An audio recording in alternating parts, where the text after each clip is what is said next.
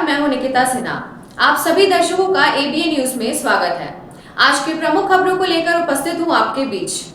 हमारे खबरों को देखने के लिए हमारे यूट्यूब, इंस्टा, फेसबुक चैनल को सब्सक्राइब और फॉलो करें। गिरिडीह के उपायुक्त रामनिवास यादव ने पचम्बा गिरिडीह 4 लेन सड़क निर्माण कार्य का निरीक्षण करते हुए वस्तु स्थिति का जायजा लिया। निरीक्षण के दौरान उन्होंने अतिक्रमण, सड़क चौड़ीकरण, पेड़ों की कटाई, बिजली के तारों की शिफ्टिंग और नली नालों की सफाई जैसे अहम बिंदुओं की समीक्षा की। डीसी ने स्पष्ट निर्देश दिया कि आमजनों को आवाजाही में परेशानी न हो और निर्माण कार्य तय समय सीमा में पूरा किया जाए। उन्होंने संबंधित अधिकारियों को गुणवत्ता और पारदर्शिता सुनिश्चित करने पर भी जोर दिया। डीसी यादव ने निर्माण कार्य में आ रही समस्याओं को आपसी समन्वय से दूर करने और तेजी से कार्य पूरा करने को कहा। उन्होंने कहा कि निर्माण कार्य के दौरान नियमित पानी का छिड़काव किया जाए ताकि धूल और असुविधा से लोगों को राहत मिले। पूरा प्रोजेक्ट समय पर समाप्त होने से आम लोगों को यातायात जाम से मुक्ति और बेहतर सफर की सुविधा मिलेगी। इस दौरान पूर्वी वन प्रमंडल पदाधिकारी, कार्यपालक अभियंता, पथ प्रमंडल, थाना प्रभारी सहित कई अधिकारी मौजूद रहे। कुछ जानकारी का जो निर्माण चल रहा है उसमें थोड़ा गति लाने के लिए जो पेड़ों की कटाई हो रही है उसमें थोड़ा डिपार्टमेंट्स के बीच में कोऑर्डिनेशन का थोड़ा कमी था, तो डीएफओ साहब को बुलाया तो उस कोऑर्डिनेशन कमी को दूर करने के लिए तुरंत और जल्दी में पेड़ कट जाए, इससे आवागमन में भी दिक्कत नहीं हो, रोड का निर्माण भी टाइमली हो सके। साथ ही साथ जो कुछ इलेक्ट्रिसिटी का इशूज है, कुछ ड्रेनेज का कहीं कहीं इशूज है, वो सारे इशूज़ को देखने के लिए कल हमने मीटिंग किया था, सबको निर्देश दिए हैं और आज हम थोड़ा देखने के लिए आए फिजिकली, जिससे कि काम थोड़ा जल्दी हो सके, लोगों को सुविधा जल्दी। गिरिडीह जिले के परसन थाना क्षेत्र के पदनाताड़ में सोमवार को अवैध पत्थर खदान में काम कर रहे 50 वर्षीय मजदूर बालकृष्ण मेहता की मौत हो गई। बताया जा रहा है कि ड्रिलिंग मशीन से गिरने के बाद उनकी मौके पर ही जान चली गई। चौंकाने वाली बात यह है कि जिस खदान में हादसा हुआ उसकी लीज 3 साल पहले खत्म हो चुकी है। बावजूद इसके खनन माफिया महेंद्र मोदी धड़ल्ले से उत्खनन करा रहा था। हादसे के बाद खदान संचालक और उसके गुर्गे शव को ठिकाने लगाने की कोशिश कर रहे थे, लेकिन सूचना पाकर परिजन और ग्रामीण मौके पर पहुंच गए। पुलिस को जानकारी मिलने के बावजूद घंटों तक कार्रवाई नहीं हुई और बाद में ग्रामीणों के आक्रोश पर शव कब्जे में लिया गया। थाना परिसर में ही शव पर मोल भाव कर 5 लाख रुपए मुआवजे पर मामला दबा दिया गया, जिससे पुलिस और खनन माफिया की मिलीभगत उजागर हो गई। गिरिडीह प्रेस क्लब के तत्वाधान में विश्व फोटोग्राफी दिवस पर वंडर वर्ल्ड सभागार में शानदार सम्मान समारोह आयोजित किया गया। इस अवसर पर फोटोग्राफी प्रतियोगिता में प्रथम स्थान मुस्तफा अंसारी, द्वितीय निशांत गुप्ता, तृतीय कौशल कुमार और विशेष पुरस्कार विनोद शर्मा को प्रदान किया गया। मुख्य अतिथि प्रेस क्लब अध्यक्ष राकेश कुमार सिन्हा, महासचिव अरविंद कुमार, कोषाध्यक्ष लक्ष्मी अग्रवाल समेत कई वरिष्ठ पत्रकारों ने विजेताओं को ऑल शील्ड और नगद पुरस्कार देकर सम्मानित किया। कार्यक्रम में शामिल पत्रकारों व फोटोग्राफरों को भी शॉल उड़ाकर सम्मानित किया गया। सम्मान पाने वालों में सूरज सिन्हा, सुनील मंथन शर्मा, शाहिद रजा, अभिषेक सहाय, इमरान आलम, जगजीत सिंह बग्गा, श्रीकांत, रिंकेश कुमार, निशांत वर्णवाल, बजरंगी महतो, शमशूल अंसारी, नफीस अजहर, चंदन सिन्हा, राजू मंडल, अनुज साव, मनीष मंडल, नीरज कुमार, गौरव कुमार, नयन पटेल, वीरेंद्र एवं फोटोग्राफरों में योगेंद्र दास, शाहिद कयूम सोनू, विनोद राम, श्याम कुमार, सुरेंद्र यादव, राहुल कुमार, गौरव गुप्ता, मनोज कुमार, अजीत कुमार सहित कई पत्रकार व फोटोग्राफर शामिल रहे। इस आयोजन का संचालन महासचिव अरविंद कुमार ने किया और धन्यवाद ज्ञापन शाहिद रजा ने किया। आज विश्व फोटोग्राफी दिवस था। इस मौके पर आज फोटोग्राफरों और पत्रकारों को सम्मानित किया गया है। यहाँ जितने प्रतियोगी थे सभी ने जो खुद फोटो खींचा था वो ग्रुप के माध्यम से प्रेस क्लब को उपलब्ध कराया था और उसमें से जो निर्णायक मंडली थी, निर्णायक मंडली ने फर्स्ट, सेकेंड, थर्ड किया है। उसके अलावा जो लोग प्रतिभागी थे उनको भी सम्मान। विश्व फोटोग्राफी दिवस पर आज गिरिडीह प्रेस क्लब की ओर से एक प्रतियोगिता का आयोजन किया गया था, जिसमें कई आदमियों ने भाग लिया और आज सर्वश्रेष्ठ फोटोग्राफी के आधार पर प्रथम, द्वितीय और तृतीय स्थान, जबकि समय से थोड़ा विलंब करने लोगों में से जितने में थे निचोड़ निकाल के एक को विशेष सम्मान दिया गया। इसके अलावा जो भी फोटोग्राफर आते थे उन लोगों को सम्मानित किया गया और इसमें आयोजन है जबकि आयोजन हम अपने साथ से एक बार पूरे कार्यक्रम के लिए बधाई देते हैं और उम्मीद करते हैं कि आने वाले समय में इससे भी बेहतर कार्यक्रम होगा। गिरिडीह के बिरनी प्रखंड में तितरिया सलाइडी निवासी बुजुर्ग अजीज मियां का घर लगातार बारिश में ढह गया। प्रधानमंत्री आवास सूची में नाम होने और सरकार आपके द्वार में आवेदन देने के बावजूद उन्हें अब तक घर नहीं मिला। मजबूरी में धरना पर बैठे अजीज मियां ने आरोप लगाया कि पंचायत के मुखिया ने उनसे 25,000 की रिश्वत मांगी और ना देने पर आवास से वंचित कर दिया। उन्होंने कहा कि पंचायत में कई पक्के मकान वालों को लाभ दिया गया, जबकि असली जरूरतमंदों को अनदेखा किया जा रहा है। धरना की खबर मिलते ही बीडीओ फनेश्वर राजवार मौके पर पहुंचे और आवास देने का आश्वासन देते हुए उन्हें पंचायत भवन में शिफ्ट करने का आदेश दिया, लेकिन मुखिया इस्लाम अंसारी ने चाबी देने से इनकार कर दिया और मामले को टालते रहे। अब यह बुजुर्ग दर दर भटकने को मजबूर है। देखिए, जो ये तेतरिया सलेडी पंचायत के अजीज मियां और उसी गांव उसी पंचायत की 2 महिला आवास को लेकर के जो धरना पर बैठी थी, इसके पहले धरना पर बैठने से पहले इन लोगों ने किसी भी प्रकार का सूचना यहाँ के अधिकारियों को नियमानुसार नहीं दिए थे। जरूर आवास की आवश्यकता होगा। अभी प्रखंड विकास पदाधिकारी बिरनी और जो आवास के जो सहायक हैं उनको बुला करके इन लोगों के आवास का जांच करके स्वीकृति के प्रस्ताव के लिए अभी बात किए हैं। इन लोगों का प्रस्ताव स्वीकृति के लिए भेज दिया जाएगा और पंचायत सचिव को आदेश दिया गया है कि वो जांच करके अगर इन लोगों का रहने लायक घर नहीं होगा तो पंचायत भवन या स्कूल में जब तक आवास नहीं मिलेगा तब तक रहने का व्यवस्था करा दिया जाए।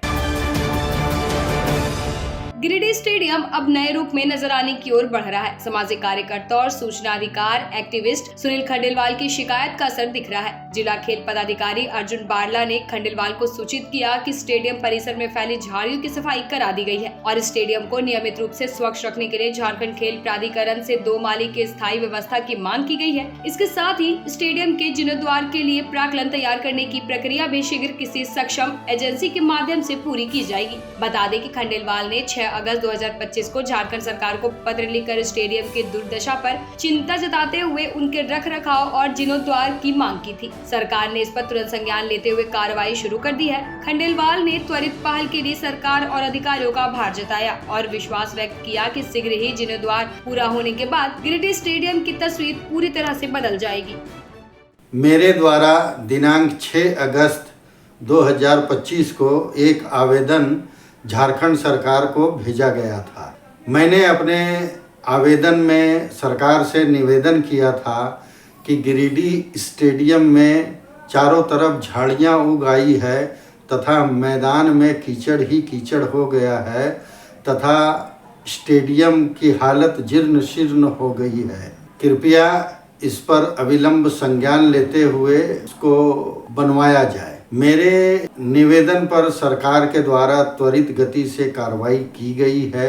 दिनांक 18 अगस्त 2025 को श्री अर्जुन बारला जिला खेल पदाधिकारी ने मुझे सूचित किया है कि स्टेडियम की झाड़ियों की साफ सफाई करा दी गई है और स्टेडियम के लगातार रख रखाव एवं साफ सफाई हेतु खेल प्राधिकरण से 2 माली की व्यवस्था करने की मांग की गई है। साथ ही उन्होंने मुझे यह भी सूचित किया है कि स्टेडियम के जीर्णोद्धार हेतु जल्द ही प्राक्कलन बनवाकर और इस पर काम शुरू कर दिया जाएगा। स्टेडियम के सही हो जाने के बाद खिलाड़ियों को एवं युवा वर्ग सहित शहर के अन्य लोग इसका लाभ ले पाएंगे। मैं झारखंड सरकार सहित विभाग के सभी संबंधित पदाधिकारियों का आभार व्यक्त करता हूं कि उन्होंने मेरी शिकायत पर अविलंब संज्ञान लेते हुए आवश्यक कार्रवाई की। अब लेते हैं एक छोटा सा ब्रेक। आप बने रहे हमारे साथ। झारखंड के प्रसिद्ध पर्यटन स्थल खंडोली डैम की सुंदरता को समेटे हुए nature view resort and restaurant आपके स्वागत में बाहें फैलाए खड़ा है। प्राकृतिक सौंदर्य से आच्छादित और भव्यता का अद्भुत संगम यह रिजॉर्ट में आने वाले लोगों का मन मोह लेता है। विशाल क्षेत्र में फैले इस रिजॉर्ट में खूबसूरत हट्स, बैंक्वेट हॉल, आधुनिक मीटिंग और सेमिनार हॉल, लॉन और पार्किंग की सुविधा उपलब्ध है। यहाँ birthday party, kitty party, engagement, शादी, विवाह या रिसेप्शन आदि को यादगार बनाने के लिए यहाँ उपयुक्त माहौल है। यहाँ के लजीज व्यंजन आपकी स्वानेंद्रियों को नया अनुभव देंगे, जिनमें Indian, tandoori, south Indian, Chinese जैसे और भी कई स्वादिष्ट विकल्प शामिल हैं। पूरे परिवार के साथ मनोरम दृश्य के बीच स्वादिष्ट भोजन का आनंद लेने का यह अनुभव आपके दिलों में बस जाएगा। तो देर ना करें, झारखंड के गिरिडीह जिले के खंडोली डैम स्थित इस मनोरंजक स्थल का दौरा करें और अपने जीवन के कुछ अनमोल पल को यादगार बनाएं। सीहोडी कॉलेज मोड़ के निकट रेलवे ब्रिज के पूरब में स्थित पावित्री हॉस्पिटल के संचालक डॉक्टर रितेश कुमार सिन्हा अपने मरीज का इलाज करते हैं। यहाँ जन्म से टेढ़े पैर, कंधा, कोहनी, कूल्हा, घुटने का डिसलोकेशन, जोड़ प्रत्यारोपण एवं हड्डी संबंधित हर प्रकार के रोगों एवं फ्रैक्चर का इलाज व ऑपरेशन किया जाता है। इस हाइजेनिक हॉस्पिटल में ultra modern 2 operation theatre, CR machine, post operative ICU, digital x ray, ECG, pathology pharmacy, oxygen supported bed, general ward, AC और नॉन AC केबिन की सुविधा उपलब्ध है। तो हड्डी संबंधित किसी भी रोग के लिए पावित्री हॉस्पिटल डॉक्टर रितेश आयुष्मान योजना के तहत इलाज करते हैं। इस अस्पताल में 2 जनरल फिजिशियन डॉक्टर विकास कुमार और डॉक्टर आफ्ताब अंसारी भी अपनी सेवा देते हैं। पता कॉलेज मोड़ के निकट रेलवे ओवर ब्रिज के पूरब में, सीहोडी, गिरिडीह। उच्च क्वालिटी का सोलर लगवाएं, बिजली बिल बचाएं और निश्चित धन कमाएं। प्रधानमंत्री सूर्य घर मुफ्त बिजली योजना के तहत झारखंड, मध्य प्रदेश, पश्चिम बंगाल और महाराष्ट्र के नागरिक अब अपने घर पर सोलर पावर प्लांट लगाकर न केवल मुफ्त बिजली प्राप्त कर सकते हैं, बल्कि अतिरिक्त बिजली बेचकर लाभ भी कमा सकते हैं। इस योजना में 78,000 तक की सब्सिडी, 300 यूनिट तक मुफ्त बिजली, 25 साल की गारंटी और 5 साल की फ्री सर्विसिंग का भी लाभ मिलेगा। 50 रुपए प्रति किलोवाट की दर से आवासीय, इंडस्ट्रियल, कमर्शियल स्थानों पर 1 किलोवाट से 2 मेगावाट तक के ऑन ग्रिड, ऑफ ग्रिड और हाइब्रिड सोलर पावर प्लांट लगाएं। इस मौके का फायदा उठाकर आप जिला और ब्लॉक चैनल पार्टनर बनकर भी लाभ कमा सकते हैं। अधिक जानकारी के लिए मिले अजा बिहारी अंकुर प्राइवेट लिमिटेड, महिला कॉलेज के निकट, बरगंडा, गिरिडीह।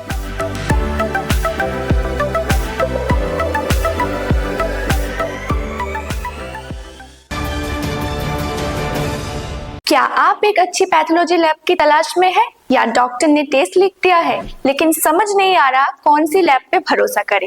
तो चिंता छोड़िए और आज ही केयर लैबोरेटरी आइए।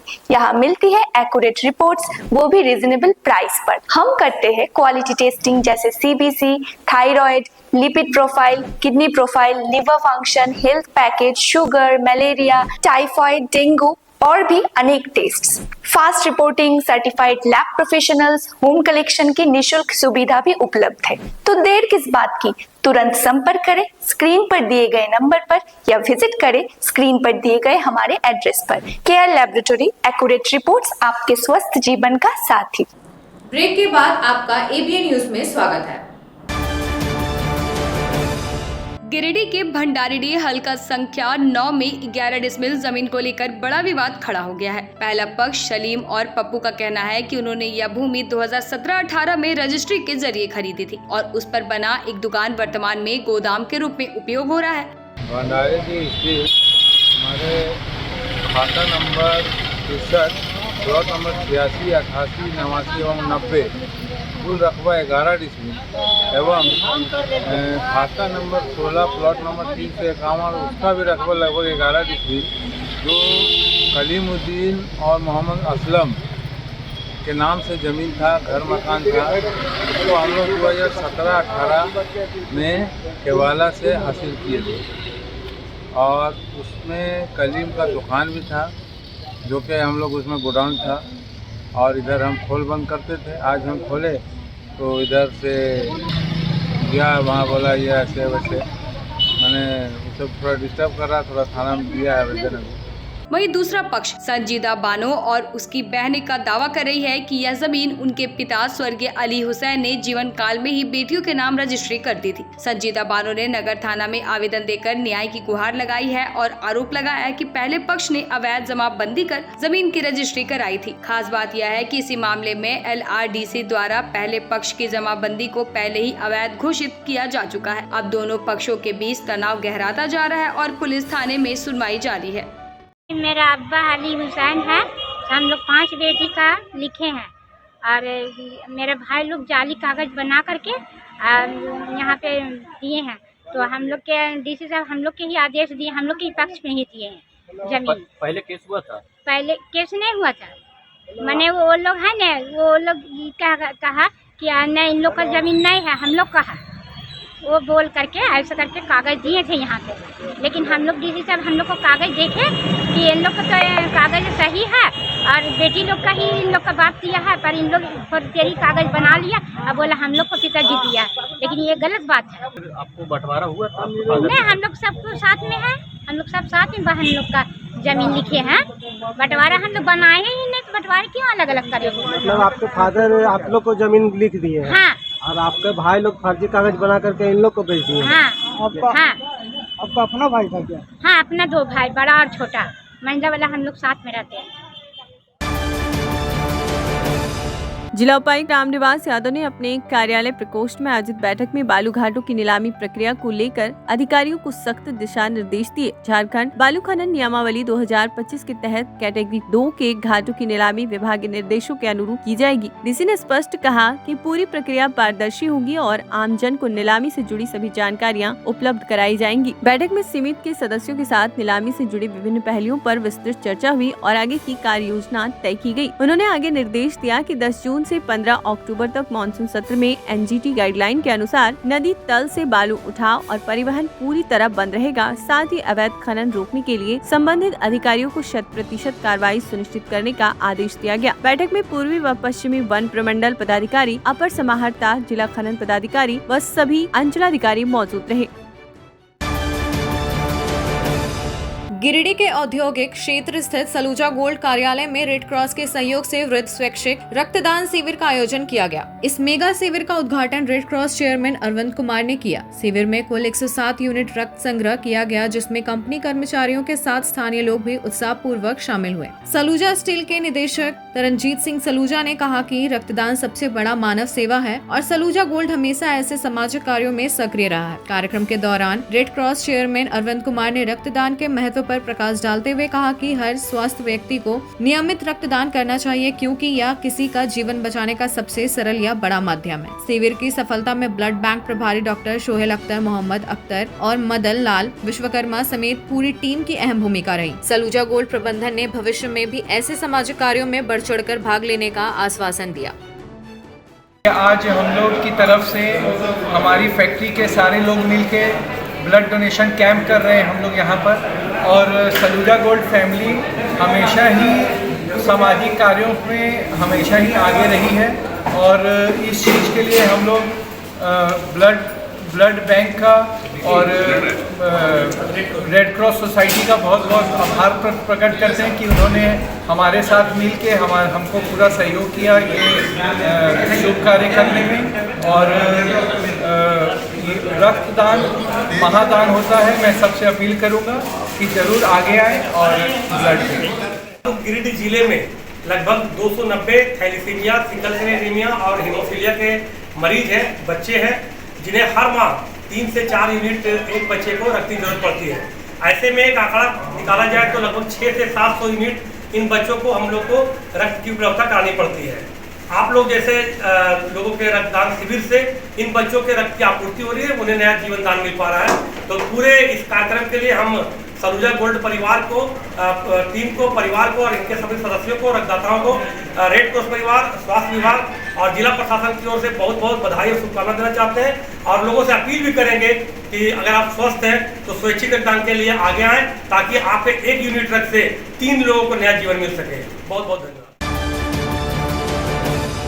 गिरिडीह के उपायुक्त रामनिवास यादव ने आज साप्ताहिक जनता दरबार में जिले भर से आए लोगों की समस्या सुनी और कई मामलों का मौके पर ही समाधान कराया। भूमि विवाद, पेंशन, राशन, स्वास्थ्य सुविधा, पेयजल, शिक्षा विभाग और विभिन्न योजनाओं से जुड़ी समस्याएं प्रमुख रूप से सामने आई। उपायुक्त ने संबंधित अधिकारियों को त्वरित कार्रवाई करने का निर्देश देते हुए कहा कि लंबित मामलों का प्राथमिकता के साथ समयबद्ध निष्पादन होना चाहिए, ताकि आम जन को तत्काल राहत मिल सके। उन्होंने साफ कहा कि जनता दरबार सिर्फ औपचारिक औपचारिकता नहीं बल्कि जनता और प्रशासन के बीच सीधा संवाद का सेतु है। उपायुक्त ने लोगों को भरोसा दिलाया कि मंगलवार और शुक्रवार को आयोजित जनता दरबार के अलावा भी वे कभी भी अपनी समस्याएं समाहरणालय आकर रख सकते हैं और प्रशासन उनके आवेदन का त्वरित निराकरण करेगा। उनका कहना था कि जिला प्रशासन का प्रयास है कि हर नागरिक तक प्रभावी ढंग से पहुँचाया जाए और भरोसे का माहौल कायम हो।